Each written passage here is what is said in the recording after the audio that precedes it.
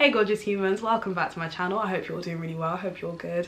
My name is Praiseara. Welcome or welcome back. And yeah, this video is going to be on the topic of protecting your peace, how to actually do that, what that looks like practically. So yeah, if you like what you're about to hear, go ahead and give this video a thumbs up. Go ahead and subscribe, all that fun stuff, and let's get into it. So protecting your peace. Now for me personally, the way that I see it, I feel like protecting your peace ties in very much with protecting your energy and protecting your time, and managing those things appropriately. Time and energy are things that we only have so much of. They are finite resources, and we have to be so wise and so careful with how we apportion those in our day-to-day life. I find that when I'm in situations or dynamics or dealing with things that are disrupting my peace, I find that they take up a lot of my time and my energy, and that's time and energy that I could be putting towards more useful pursuits.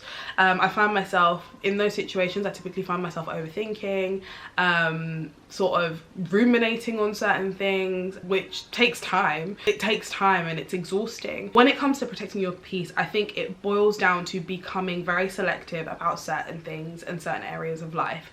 And there are three main ones that I've identified that have been something of a game changer for me when it comes to just not being as easily disrupted emotionally and things like that. So yeah, I'm just going to go into it. So the first thing I feel like it's really important to get selective with and get picky with is the thoughts that you choose to dwell on.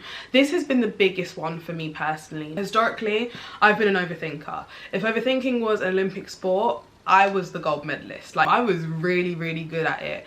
But what I would find was that certain things that weren't even real scenarios yet were occupying space in my mind, draining me of energy and causing me to show up in situations in a particular way that just wasn't conducive to anything really. One thing I've realized over the past few months is that I am actually a lot more in control of my thoughts and my mind space than I once realized. When I find myself overthinking and I then stop myself, the first thing I say to myself is, this is probably none of your business to be thinking about right now. And this is what I mean by that. Typically when we overthink, we're thinking about one of three things: the past, the future, or other people, none of which are within our control. The past, it's happened now, we've done it. Whatever's happened has happened, it's done.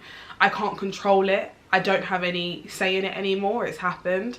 I can reframe it, but that's a whole other thing. And typically when I'm overthinking, I'm not reframing it.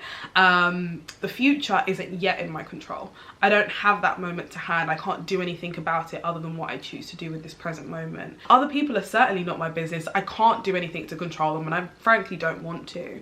And so what I do is I just remind myself this is none of my business at all, and then I try my best, if possible, to do something in this present moment that gives me that sense of control again and makes me feel good. So for example, I might, if I have a video that needs editing, I know that that is me doing something towards my future self, so I might do that, or I might go and study, or I might make myself a nice meal, or if I'm feeling really tired, I might go and take a nap. I will just do something that gives me control in this present moment of myself in a positive way. And also when it comes to being picky about the thoughts that I choose to dwell on, another aspect of that is, in a situation that does get presented to me, I like to take a glass half full approach. I used to be quite pessimistic, I'd say, and it was always kind of worst case scenario and stuff like that. But of late, I've actually just made it a point to choose gratitude.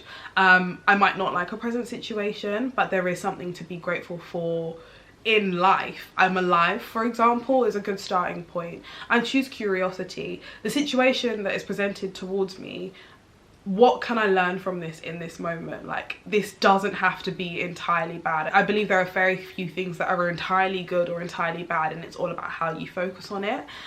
So yeah, I choose gratitude, I choose curiosity now. And again, those are active choices that I've realized it is possible to make, and making those choices has been so beneficial to the state of my mind. And at the end of the day, I live with myself 100% of the time, so I might as well make my headspace as positive as it possibly can be and as comfortable of an environment as it can be. The next thing that it's really important to get picky and selective about are the people that you choose to be around. You're inevitably going to exchange behaviors, characteristics, experiences with the people that you're like closely around. And so it's really, really important to be very selective with that. And also, those interactions take a lot of time and a lot of energy, and if you find yourself, for example, being consistently drained in an interaction with someone, it's time to let it go. At some point, it is very important to evaluate the people that you're around and evaluate the interactions you're having and how you feel at the end of them, and really just question, is this a feeling that I want to continue? And the thing is, we know exactly which interactions we need to have that mental conversation with ourselves regarding. The next thing that it is really important to be selective with and be really picky with, and the last one I'll talk about in this video, is what you say yes to. Now this is for my people pleasers and overcommitters. Your energy, your time is finite. You are allowed to say no. In fact, for the sake of your own well-being and your own life, you are required to say no at certain points. Saying yes to everything is probably one of the easiest ways to burn yourself out good and proper, and can indicate an inability to set healthy boundaries, which might stem from an emotional need. I have a whole other video on boundaries and how to set healthy boundaries and the mental framework that I use to set boundaries, but what I will say here is, in all your yeses, ask yourself how you might be saying no to yourself. Ask yourself, is it worth it, and why, and then move accordingly with that answer. Typically when you're overextending yourself, it's not. You deserve the best of your energy for yourself, and also you deserve to have that energy to give to other people, should you please.